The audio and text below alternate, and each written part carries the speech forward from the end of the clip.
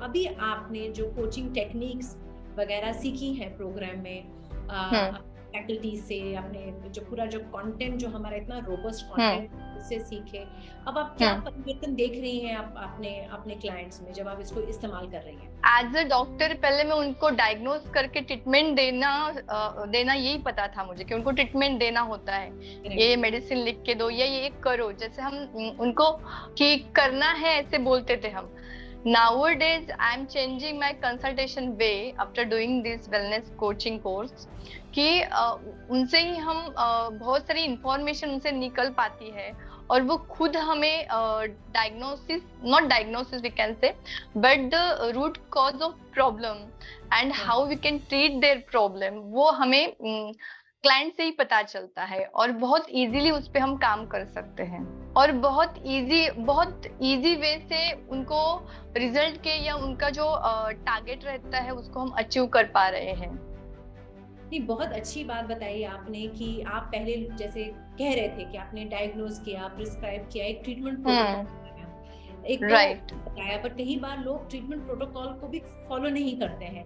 Exactly से आप उनको मोटिवेट कर सकते हैं, उनको कि उनको किस लिए करना है, और वो जो मोटिवेशन है उनमें अंदर से जागरूक कर पाती है ना? राइट। चीज आपने बताया कि आप उनको अपने गोल्स की तरफ लेकर जा पा रही हैं और उनको रियलाइज करवा पा रही हैं कि उनके जो प्रॉब्लम्स हैं, जो भी है, उनके रूट कॉज क्या है, और उसके वजह से क्लाइंट को, क्योंकि वो एक जागरूक अवेयर क्लाइंट है, तो उसके वजह से उसका जो रास्ता है, जो गोल है, उसको अचीव करना उसको ज्यादा आसान लगता है। एंड आप वर्क कर रही हैं अपने क्लाइंट के लिए, आप स्किल पे काम कर रही हैं, वेट पे काम कर रही हैं, बट आप उनको पूरे होलिस्टिक वे से देख रही हैं अभी, है ना? यस। अभी आप मुझे बताइए, जब आपने ये कोर्स किया तो सबसे अच्छी चीज हमारे कोर्स में आपको क्या लगी?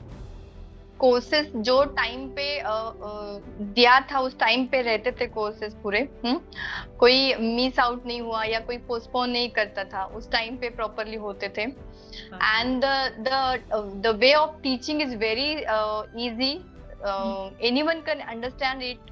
जैसे कि ऑनलाइन था तो मुझे थोड़ा सा मन में क्वेरी थी कि ये ऑनलाइन कितना समझ में आएगा, कैसे कर पाएंगे हम, but the teachers and the way of teaching is quite easy, बहुत इजी है, मतलब कोई भी ये कर सकता है।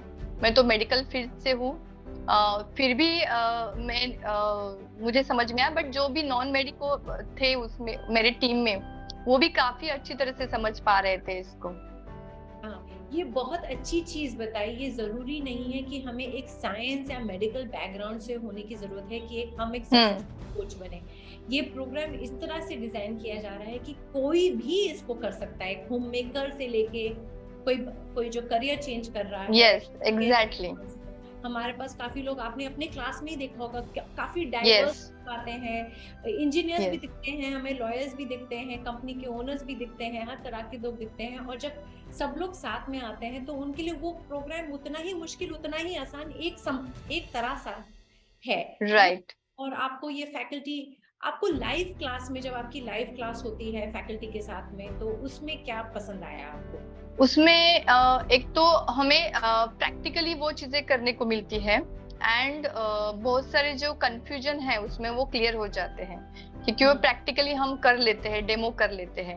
क्योंकि बहुत बार क्या होता है, थ्योरी अलग होती है और प्रैक्टिकल अप्रोच जो रहता है या क्लाइंट के साथ बात कैसे करनी है, तो वो समझ में नहीं आती है।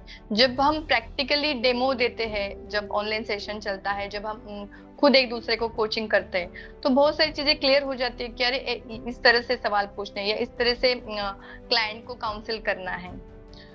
तो ये चीज बहुत अच्छी लगी कि हमारी प्रैक्टिस भी, उसके कोचिंग की जो प्रैक्टिस थी वो ऑनलाइन ही हो गई। तो काफी सारा जो फियर था कि क्लाइंट के साथ कैसे बात करेंगे, उनको कैसे काउंसलिंग करेंगे, तो वो काफी हद तक क्लियर हो गया है। यही तो मैंने इस प्रोग्राम को इसीलिए इस तरह से बनाया कि काफी एक्सपीरियंशियल लर्निंग है। आपके जितने लेक्चर्स में भी हैं उसमें मैंने खूब सारे अपने कोचिंग एक्सपीरियंसेस के कुछ क्लाइंट हम्म। स्टोरीज अभी नरेट किए हैं, और आप जब क्लास में भी आते हैं तो आप रियल कोचिंग डेमोन्स्ट्रेशंस करते हैं। तो जब फिर राइट। कोर्स खत्म हो जाता है तो आपके लिए ज़्यादा मुश्किल नहीं होता कि अच्छा पहला सेशन में एग्जैक्टली। मुझे क्या करना है, दूसरे सेशन में कब क्या इस्तेमाल करना है, कैसे राइट। कब मुझे कौन सी स्किल यूज करनी है, कब मुझे कौन सा टूल यूज करना है, कब मुझे कौन सी टेक्निक यूज करनी है, क्योंकि आप एग्जैक्टली।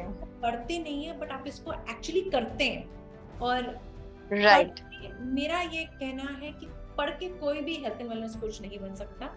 जस्ट लाइक एक डॉक्टर, एक सर्जन जब तक प्रैक्टिस नहीं करता एग्जैक्टली। एग्जैक्टली। तक वो एक एस सर्जन नहीं बन सकता। उसी तरह से हेल्थ एंड वेलनेस को जब तक उसको वो प्रैक्टिस और अनुभव नहीं दिया जाता रियल केस स्टडीज के साथ, तब तक एग्जैक्टली। नहीं बन सकता।